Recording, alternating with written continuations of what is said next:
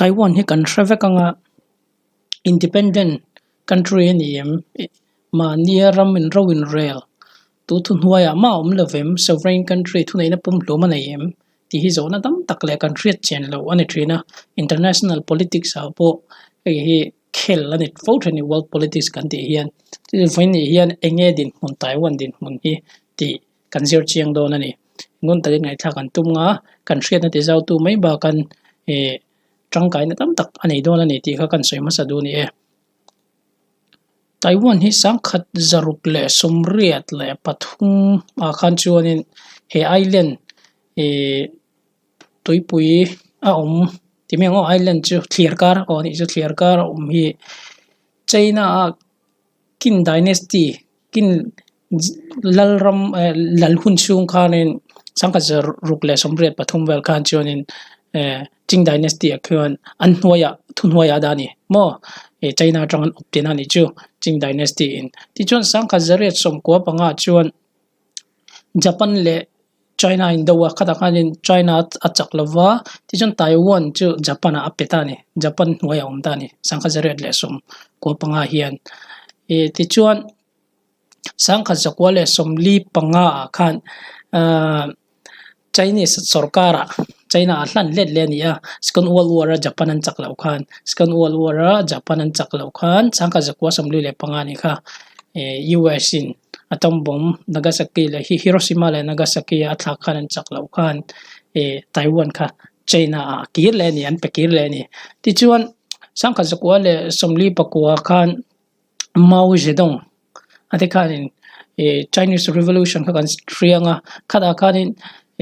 nationalist sarkar in rawrela China chon chiang kai sika nuaya nia chu ho chon ne ta ni Mao Zedong ate hian chu chiang kai sika ten ne khan Mao Zedong ate nan ne khan Taiwan a hian an tlan cheta ni Taiwan a hian chiang kai sika ti chuan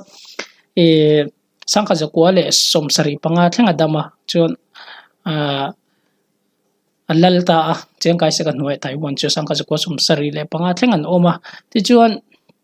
huna local zela sangkha zakwa le somsari le pakhat thleng kha chuanin China tini ni Taiwan ko China tak tak ang khan China tini ya UN United Nations nuai apon omani membership pon nei vek chuan China antibik ta chuan China sangkha zakwa le somli pakwa tu na People's Republic of China kan ti China ti kan hriat taka hi People's Republic of China nia anni chuanin sangkha zakwa le somsari pakhat chuan Taiwan membership China tak tak kha Taiwan kha UN membership kha UN Security Council khan anne chu tan chu chuanin tuna China kan ti People's Republic of China hi UN permanent membership kha annei ta ni anmani Taiwan kha annei to lo tun chon member pon ni to lo tina ni chu China in super seat ta ni chu sangkha zakwa le somsari pakhat khan ti chuan aron kal zela sangkha zakwa le somsari pakwa US khuanin anmani diplomatic relation anin kara anin thian thatna zong kha Taipei kan ti Taipei chu hemi ela hi ni Taiwan khopui Taipei atrangen Beijing a sonta ni China Beijing China khopui hianin a sonta ti chuan anina taka chuanin US po khuanin China ramchung omanga atreat berti nan ton chu independent country angin atreat to lo tinan chu aman ro chu anmani chon independent nan intive fo ni chuan nationalist sarkar kha Democratic Progressive Party and tia chu chuanin sang ni kum khanin an sarkar na kha neta an thlanga tiang chon ton chon ron rel to ta ni chiang kai seka nationalist party khani to lovin chuan DPP in ro rel ni chu president ni mei chia ni tuna pi chon sang ni som paru khan an thlang tlinga chu tim chon din hunani ati chuan chu lo pawimawh danga oma chu ta chuan Taiwan hi helai kan hmuang hian China atangin island clear kara omde ni an tlan chia kan ti to kha ti chuan administration zong an nei ve vek nge ni yang waterways kan ti longa kong long kong te ni meng chu tui kong ni chu chu nin airports te inland transport jong jong ram chung in transportation oma inkalpo na te oma rampo nam po ten tur airport engkim chuan civil administration sarkar engkim andin pekani chuan military pon nei vek air force pon nei army pa ngai pon nei chuan navy pon nei kan nei ang khan nei ve vek ani chuan 15 to 16% vel za tanga an budget som paru ke mo som panga vel hi an defense atan uncle train ani poisa defense atan za som paru te hi te jon US point weapons te po shal thina ting hana petrin bo ni US po kwanin chuan khang zong zong khan ni vek si khanin Taiwan hi independent sovereign country ni em ti hi buainan ta khovelin a recognize a hriat pui don chen US tepon lo hriat pui don ta se lo ti don tak tak ta se China hian ram chung in a treat lat ta ni China chuan in engti lai pon forcefully in chakna mangin tharum mangin independent sovereign country ani don chuan kan ti don chuan azuk bei kha a hre lo hrim hrim ani ti chuan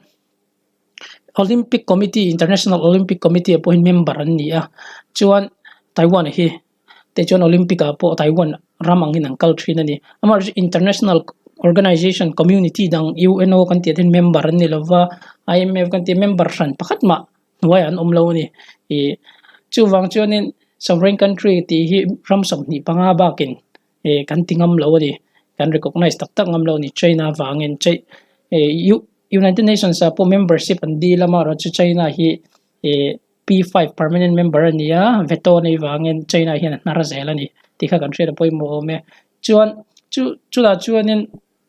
Taiwan chu tikhan sovereign an ni independent an ni ti chu keima ni ngai to na ni ta se khata tang thuthluk na kan siam thiamin karenga China wang hian international community hian kan ti thailo mai zo ka ni permanent member an ni miawa iwana po veto an nei wangin tin anma ni Taiwan rim hi an developer computer technology rim pai chon parts jong he kan man tam jok hi Taiwan an ni phone te po ni se an develop ma an GDP po ni se khovela under 30 an omani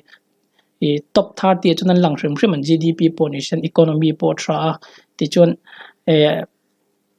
chulova education ku compulsory antia chowangin zirna tra kan ti ang rim poisa somma chung an rama kon nei ni 223 million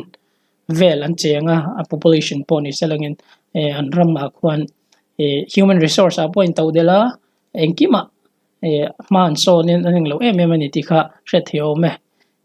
tu ti chuan China wang hian kan recognize ngam lo mai ni ti kha chiang ber ome an administration jong chu Taipei an ma ni khopuya tang in administration jong China ko ti pui ro hrim ti chu kan thria tra an manin anin rail bol